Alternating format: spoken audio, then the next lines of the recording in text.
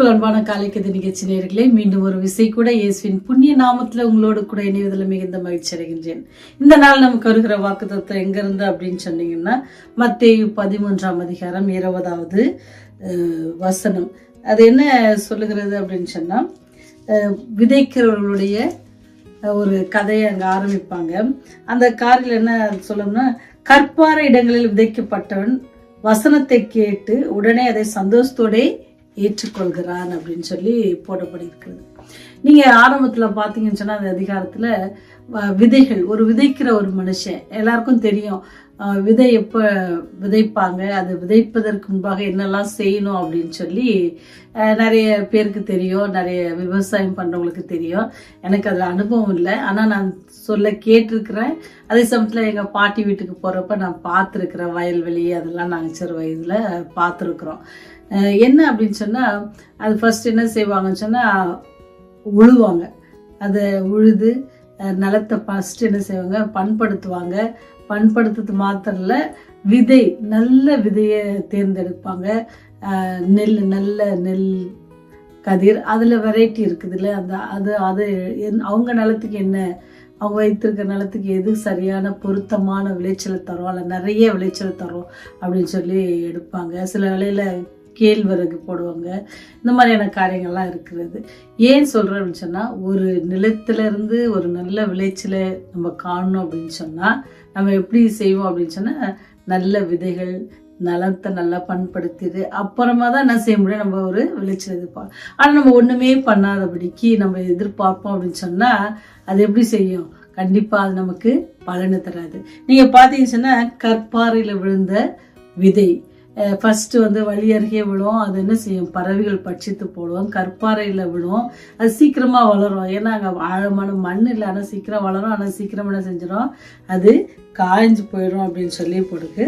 சில விதைகளோ நல்ல நிலத்தில் இருந்துச்சு, அது 10, 30, 100 என்ன செஞ்சிச்சு, சிலது 100, சிலது 60, சிலது 30 என்ன செஞ்சிச்சு, அது பலன் தந்துச்சு அப்படின்னு சொல்லப்பட்டிருக்கு. ஆனா இங்க பாருங்க, நான் உங்களுக்கு சொன்ன வசனத்துல என்ன இருக்குன்னா, கற்பாறை இடங்களை விதைக்கப்பட்டதுன்னு.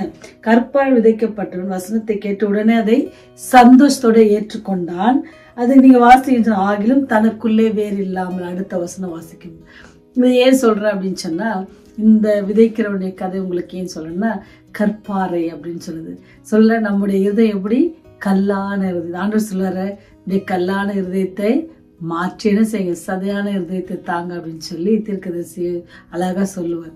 நம்ம கல்லான இருதயத்துல எத்தனை வசனங்கள், எத்தனை பிரசங்கங்கள், எத்தனை காரியங்கள் நம்ம கேட்டாலும், எத்தனை தேவ செய்திகள், நற்செய்திகள் கேட்டாலுமே அது என்ன செய்யுமா, கேட்குற இடத்துல ரொம்ப சந்தோஷம் வரும், கண்டிப்பா மாறிடணும் எல்லாம் அப்படிலாம் யோசிப்போம். அது என்னது, கற்பாறையில விழுந்தது மாதிரி தான் இருக்கும்.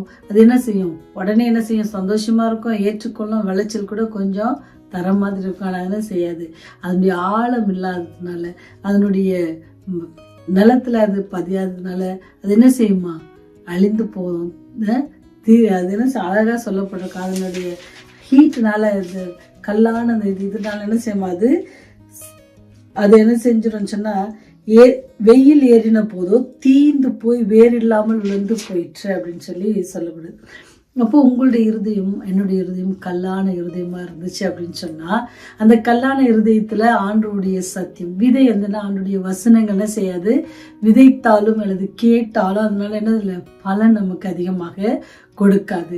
அது பலன் அதிகமாக கொடுக்கணும் அப்படின்னு சொன்னா, நம்முடைய தீங்கான இருதயத்தை அல்லது கடினமான இருதயத்தை, கல்லான இருதயத்தை என்ன செய்யணுமா, மாற்றி அமைக்கணும். இந்த மாற்றி அமைக்கிற இந்த காரியத்திற்கு நம்ம என்ன செய்யணும்னா, நல்ல விதைகள் நம்முடைய வயல் என்ன செய்யணும், நம்முடைய இதயத்தை என்னமா உழணும் அப்படின்னு சொல்லணும். நிலத்தை எப்படி பண்படுத்துறாங்களோ அதே போல் நம்முடைய இருதயத்தை நம்ம என்ன செய்யணும், பண்படுத்தி கொள்ளணும். எந்த காரியங்கள்லாம் இதயத்தை கடினமாக்குகிறதோ, எந்த காரியங்கள்லாம் இதயத்தை என்ன செய்யுது, விளைச்சலை குறைவுபடுத்துகிறதோ, அது இல்லை நம்ம ஆண்டவரோடு கொடுக்கிற உறவை என்ன துண்டிக்கிறதோ, அந்த மாதிரி காரியங்களெல்லாம் நம்ம என்ன செய்யணுமோ அதை பண்படுத்தணும். அப்படி பண்படுத்தும் பொழுது அது என்ன செய்யும், அந்த நிலம் கல்லானது என்னது உழுவாங்கல்ல, உழுதுக்கும் பொழுது பார்ப்பாங்க சின்ன சின்ன கற்கள் இருந்தால் கூட அதை எடுத்து போட்டுருவாங்க. நிறைய காரியங்கள் நம்ம நினைக்கிறோம், நம்ம சாப்பிட்டுக்கிறாங்க, விளைச்சல் சாதாரணமாக வர்றதில்ல, அதுக்கான முன்னாடி இருக்கிற வேலைகள் அதிகம். அதே போல தான் இந்த கல்லான இருதயத்திலிருந்து நல்ல விதைகள், தேவனுடைய வார்த்தைகள் உள்ளே போய் நம்ம இடத்துல மாற்றங்கள் ஏற்படணும், இல்லை நல்ல விளைச்சல் ஏற்படணும்.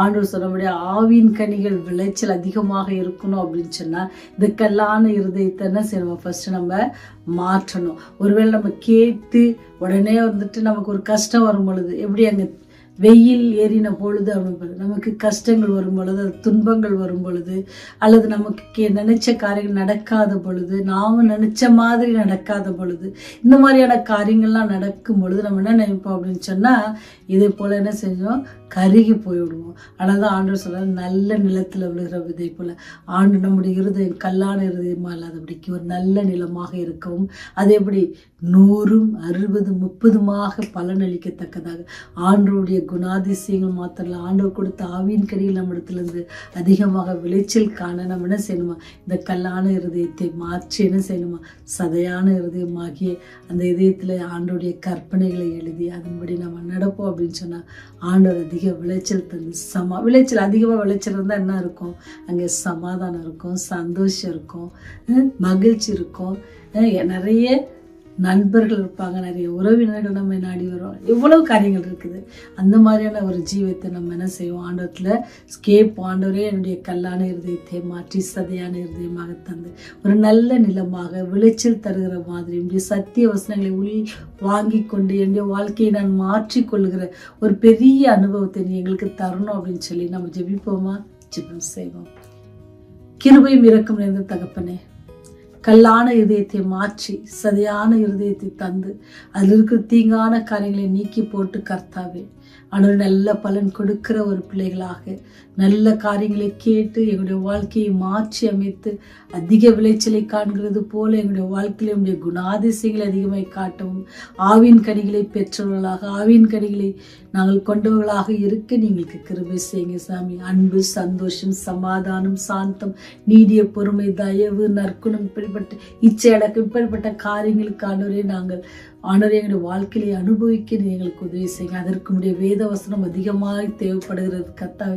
அந்த வேத வசனங்களை இருதயங்களை நாங்கள் பதித்து வைக்க எங்களுக்கு ஞானத்தை தாங்க, பலத்தை தாங்க. அதற்கு தடையா இருக்க எல்லா பாவங்களையும் எங்களை விட்டு நீக்கி போடுங்க சாமி. இந்த செய்தி கேட்கிற ஒவ்வொரு பிள்ளைகளையும் ஆசீர்வதிங்க. ஒருவேளை இவ்வளவு நாள் கல்லான இருதயமாக நாங்கள் இருந்திருப்போம் சொன்னா, உடைய வசனங்களை கேட்டு அதன்படி நடவாதபடிக்கு இருந்திருப்போம் சொன்னா, அதாவது எங்களை மன்னித்து சுவாமி உடைய ராஜ்யத்தில் எங்களை நீர் சேர்த்து கொள்ள வேண்டுமா? இயேசுவின் வழியை செபிக்கிறோம் ஜீவனுள்ள நல்ல தகப்பனே. ஆமென், ஆமென்.